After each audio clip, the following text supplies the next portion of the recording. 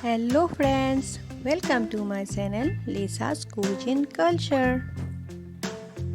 আজি মই বনাবলৈ গৈ আছো মৰাপাটৰ আগ। মৰাপাটৰ আগ খাইছেনে? আৰু খাইনে বাৰু? মৰাপাটৰ আগটো খাবলৈ বৰ তিতা হয়, তথাপিতো এইটো বতৰৰ বস্তু খাব লাগে। মৰাপাটৰ আগটো ছিঙি লৈ আৰু তাৰ পাতকেইটা ছিঙিব লাগে, ঠাৰিডাল দি দিব নালাগে।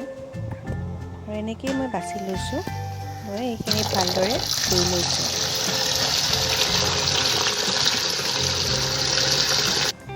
10টামান কঁঠালৰ গুটি মই সৰু সৰুকৈ কাটি লৈছোঁ। এতিয়া মই এটা কেৰাহীত অকণমান পাঁচফোৰণ দি কঁঠালৰ গুটিখিনি দি দিছোঁ। সেইখিনি অকণমান লৰাই পেলাই মৰাপাটৰ আগখিনি দি দিম। সেইখিনি আগখিনি কাটিব নালাগে আৰু এনেকেই দি দিব পাৰি।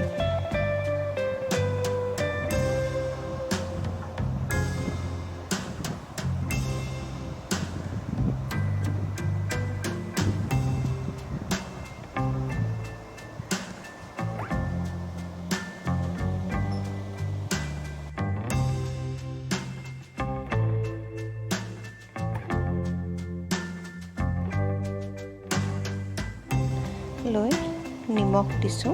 আপোনালোকে সকলোৱে নিজৰ সোৱাদ অনুসাৰে নিমখটো দিব পাৰে। এতিয়া এইখিনি ভালদৰে অলপ লৰাই লৈ অকণমান সময় ঢাকনি দি ৰাখিছোঁ। 2-3 মিনিট পিছত মই এইখিনি আকৌ লৰাইছোঁ। তাত যিখিনি পানী আছিলে সেইখিনি শুহি গৈছে। আৰু তাত মই এতিয়া চ'দা খাৰ দি দিছোঁ, নহ'লে কলা খাৰো ব্যৱহাৰ কৰিব পাৰে। মোৰ কলা খাৰ নাই, মই চ'দাই ব্যৱহাৰ কৰিছোঁ। সেইখিনি এতিয়া অকণ ভালদৰে লৰাই 2 মিনিটমান ঢাকনিখন দি দিছোঁ। হালধি দিয়াৰ প্ৰয়োজন নাই, হালধি দিব নালাগে যিহেতু আমি চ'দা ব্যৱহাৰ কৰিছোঁ।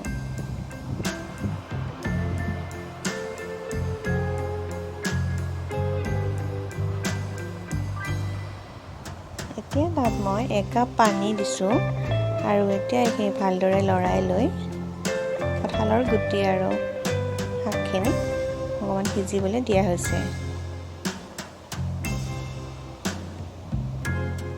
আৰু 1 কাপ পানী দিয়া হ'ল, যাতে সেইখিনি ভালদৰে সিজি যায়। আৰু 2টা জলকীয়া আৰু 2 টুকুৰ সৰু নহৰু কাটি দিছোঁ। এতিয়া এইখিনি ভালদৰে লৰাই লৈছোঁ আৰু কঁঠালৰ গুটিবোৰ ভাঙি দিয়া হৈছে। অকণমান পানীখিনি শুহিলে আজি মোৰ মৰাপাটৰ কঁঠালৰ গুটিৰ খাৰ ৰেডি হৈ যাব। এইখিনি প্ৰায় হৈছেই, পানীখিনি শুহিছে আৰু ই অকণমান থুপথুপীয়া হৈছে। মোৰ আজি মৰাপাটৰ খাৰ ৰেডি। ই খাবলৈ তিতা, ই শৰীৰৰ কাৰণে উপকাৰী হয় আৰু সকলোৱে সময়ত এইটো গৰমৰ দিনৰ এইখিনি সময়ত পোৱা যায়, যিহেতু এইখিনি সময়ত খালে ভাল, স্বাস্থ্যৰ কাৰণে উপকাৰী। সকলোৱে খাই চাব, বনাই চাব।